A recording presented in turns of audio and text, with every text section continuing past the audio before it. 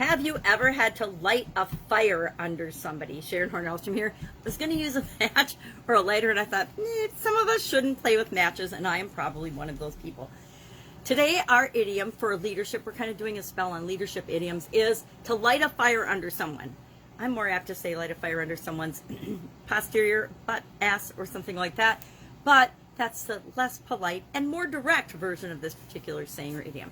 I find the origin of this idiom really interesting. I thought maybe it was from the time when they used to burn witches, but that really wouldn't get people to do what you want them to do. And this idiom is all about motivating or encouraging or provoking or impelling or pushing or keeping people doing something that you want them to do.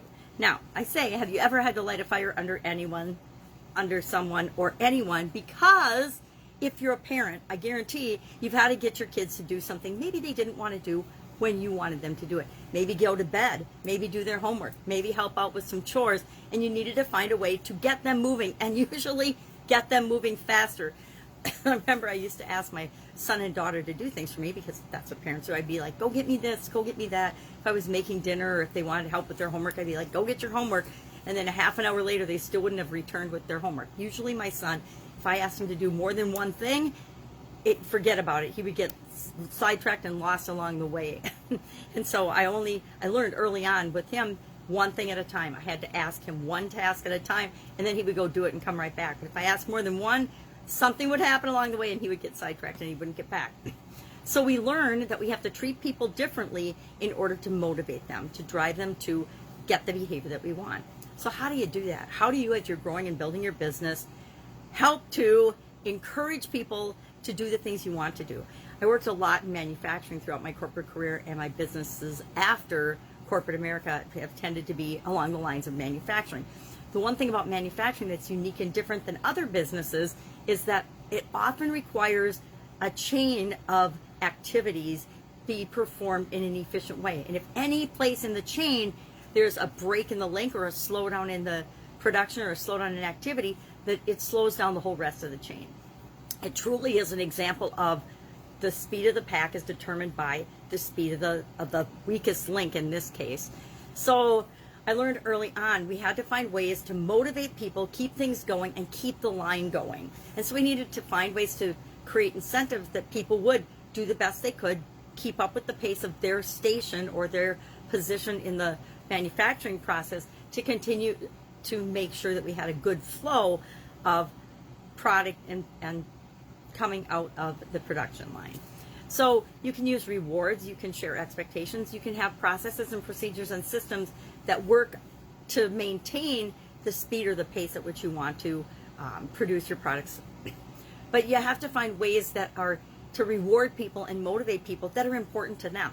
And that's the tricky part, because all of us are motivated by different things. Different rewards mean different things to different people. When I was younger, financial rewards, signing bonuses and things meant something to me. Now that I'm older, they don't. I'm not as motivated by money as I was when I was younger. I'm not as motivated by material things as I was when I was younger. So you have to know who you're working with, who you're trying to motivate, and what's truly important to them. Just like when we're dealing with our customers, we need to really know what's important to them. What problem is it that they're trying to solve, and why are they trying to solve it, more than we need to just force our solution upon everyone. So we also have to understand and have consequences to people not doing things. If my kids didn't do their homework, guess what? They would get a bad grade, and then there'd be consequences of that. They usually lost privileges or wouldn't be able to do some of the fun things that they like to do. So we have to have consequences that are appropriate to, I always say, make the punishment fit the crime. Consequences that are appropriate to the situation. Some businesses and some business owners like to dock people their wages and pay if they make mistakes and things. I think that is one of the worst things that you can ever do, and the fastest way to demotivate and to lose your good people. Good people won't stay where punitive punishments are displayed or used. So that's one thing I say caution against. Don't ever think that making punitive or punishing behavior is going to keep good people working with you and helping you grow and supersize your business. At least it hasn't worked in the businesses that I've seen try to apply it. So love to know your experience with lighting a fire under someone. Oh, I don't even know if I said where it originally came from. The practice originally came from, and was surprised to me, the profession of chimney sweeps. Some chimney sweeps were afraid to climb up the chimneys all the way to sweep up and clean them out. So I don't know who did it, if it was the people whose chimney they were cleaning or their supervisors or their boss chimney sweeps, but they would actually light a fire in the fireplace underneath the chimney sweeps to get them to climb up faster. They either climbed up the chimney faster or they literally got burned, and they would be, lit on fire. And I'm sure there was smoke coming up the chimney after them, so that made them climb faster as well. I actually can visualize that one. That's an interesting one. I think it's horrific. I think it's a horrible practice, and it would be an example of maybe not the best way to motivate people, although I'm sure it was very effective in the time. Thus, the idiom, the expression, light a fire under somebody.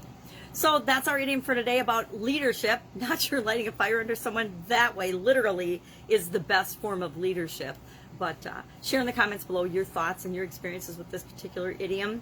And I will, of course, be with you tomorrow with another idiom to help you supersize and grow your business, something to do with leadership. Any questions, hit me up in the comments below. Otherwise, I'll be with you tomorrow.